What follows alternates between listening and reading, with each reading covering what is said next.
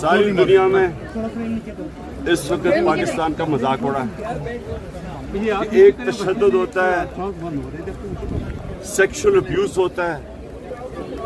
شہباز گل کا، کنفرم ہو جاتا ہے عدالت کے اندر کہ اس کے اوپر تشدد ہوا ہے، اور میں یہ کہوں کہ میں لیگل ایکشن لوں گا۔ جو پولیس والے ذمہ دار تھے، آئی جی اور ڈی آئی جی، اور دوسری کہ میجسٹریٹ جس نے تشدد ہوتے ہوئے اس کو واپس بھیج دیا پولیس کے پاس، اب اس کے اوپر اگر لیگل ایکشن میں کہہ رہا ہوں لوں گا اور اس کے اوپر میرے اوپر دہشت گردی کا کیس لگ جاتا ہے، آپ خود سوچ رہے ہیں کہ دنیا میں یہ کتنا بڑا مذاق اڑا ہے۔ ساری دنیا کے اندر ہیڈ لائن نیوز گیا ہے، پاکستان کو ایسے لگا جیسے کوئی بنانا ریپبلک ہے کہ یہاں کوئی قانون ہے ہی نہیں، جو مرضی جس کے اوپر کر دو، اور وہ آدمی جو